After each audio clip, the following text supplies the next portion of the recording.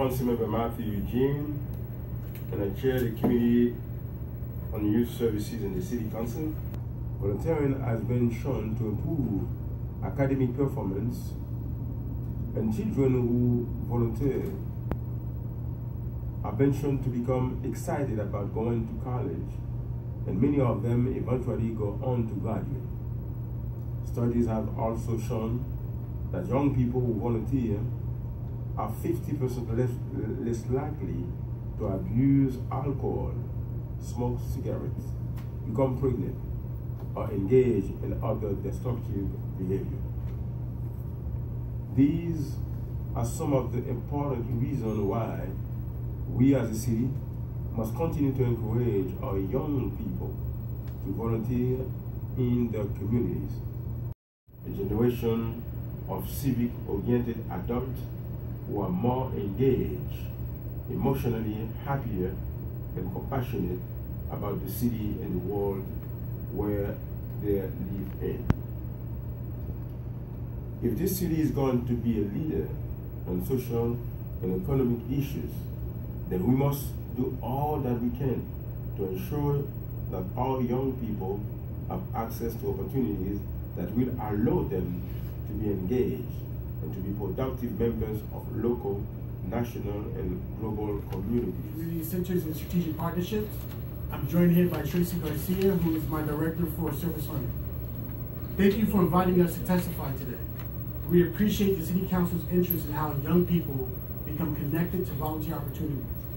Research supports that volunteer opportunities can positively engage young people and give them experiences to learn and develop skills.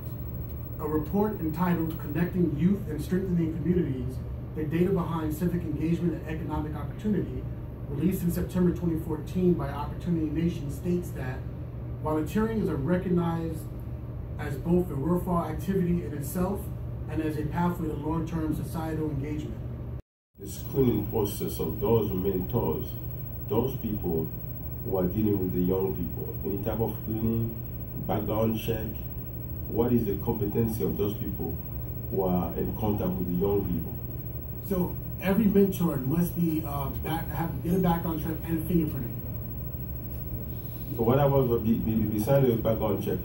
Is there any other training that they receive in order for them to be able to deal with young people, to understand, the mentality of young people? So we provide a 2-day training through our provider mentoring partnership, and this is a direct training to the mentors who are going to be part of the program. We also train the coordinators of those programs as well through mentoring partnership. Do you believe that 2 days are enough? Because I'm a certified. When I was leading my organization, I went to university also. I'm a certified mentor supervisor, and it took me more than 2 days.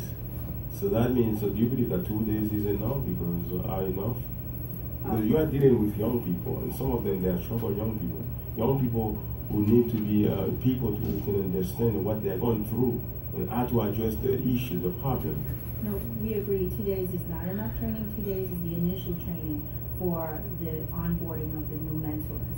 Once they're in the program, there's ongoing technical assistance and support, and it happens in 2 ways. Either it's a specific, as you said, these young people have needs that need to be addressed. This is a common thread, and we work with our providers to figure out what is the best way to support our mentors and give them that background and information. But I just want to understand the experience that you acquire from that situation and how you change from where you were, and to become who you are right now.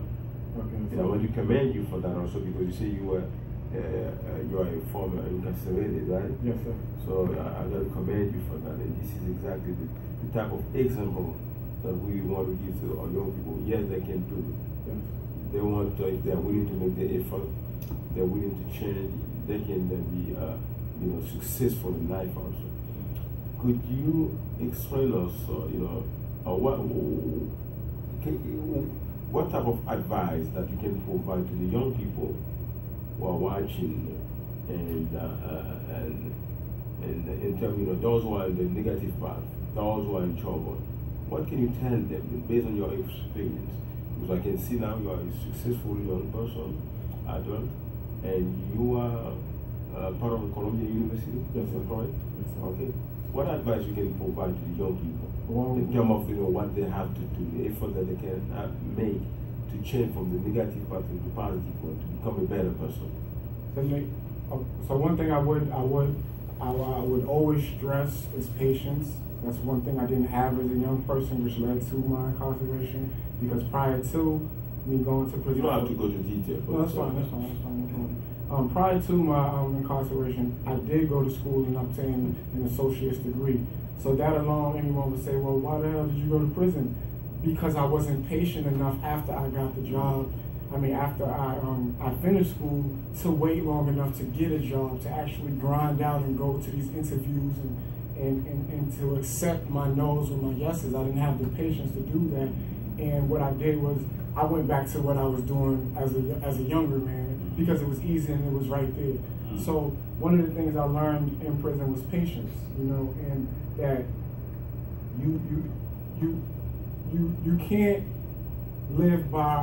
live under the conditions that peer pressure puts you under, you know, and it's very hard, and that's not something to just say like it's easy. It's very hard for young people who want to be accepted to step away from their peers and actually be independent. Now, if your peers are all going in the right direction, this is very easy for you. But if you are in a situation where you come out of your building and all you see is drugs in your lobby, you go here, you see crackheads on the corner, you go across the street, they're selling drugs, and this is all you see every day, all day. It's very hard for you to separate yourself from that when you have to go home here every day.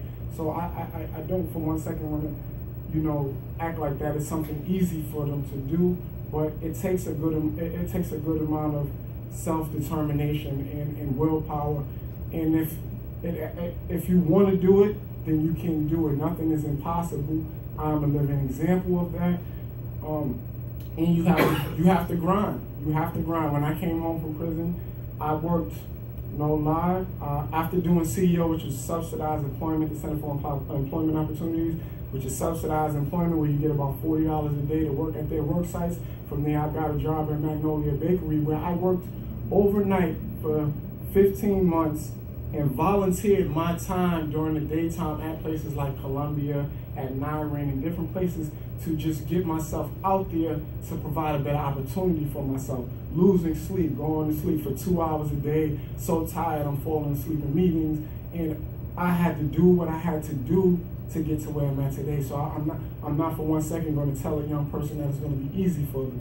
I will let them know exactly how rough it is, and I will do my best to prepare them mentally for what's ahead of them. I will not sugarcoat anything for them, and I will not encourage them to be naive in any form or fashion. So going back to your question, I would encourage them. One thing I would say to them is you have to be patient and you're going to have to work hard. Thank you very much. Thank you. You know that getting out of trouble is great, but if you have to say something that would be beneficial to the young people to prevent them to get there, what would it be? Because one of the things that I think that we as a city, we have the responsibility to do is to prevent young people to get there, first of all. So what could you say about that? Prevention. It's funny. I'm very big on prevention, and I have this slogan I always say: an ounce of prevention beats a pound of cure. And I try to live by this principle. But let me put it another way. Can volunteerism have young people and prevent young people to go to jail and to go to the bad situation, the bad path? Absolutely, I believe so, because a lot of trouble takes place when children are idle, when young people are idle, when they have nothing to do, when they have this, they have so much energy, and when there's no place for them to actually exert all of this energy, they turn to what's closest to them and what seems to be most fun. So if we can be there and be present right there in their face when they have this burst of energy and they're ready to exert it somewhere, we're here, listen. You can take this energy and let's get on stage and let's start to dance, or let's get on stage and let's do some of that music that you're so good at. And yes, so to answer your question, yes, volunteer services, being there, being present, knowing when to step in, I think it can be very preventative. And what you believe that we can do as a city council, as a committee and the city council, what we believe, or as a city, what you believe that we can do to increase the level of engagement or participation of young people in volunteerism? I guess we can for one, we can stop criminalizing them as if all young people are criminals. That would be one good thing. I think also to be very present in like these project housing and actually have something for them that is more interesting than what they live around, and having programs and having opportunities for them, and actually being there to let them know, like I stated earlier, accessibility and just the knowledge of these programs. A lot of children, a lot of people don't leave a 5-block radius. They go to school, come right home, go to school, come right home for years. So they have no idea about these programs and these opportunities that may be on that 6th block if they were able to go that far. But if we can actually step into their space and be present and be there where they are, be in school during the day, to let them know here's an opportunity, a fun opportunity that's not just about just about homework. And as I cannot stress the importance of education more, but there also needs to be an equal balance of other resources for them. So being there, letting them know these are some of the opportunities, these are some options you have, this is very fun, I know that you're into this already, how would you like to volunteer and do some of this stuff? I'm very confident that can be very helpful. But if they don't know about it,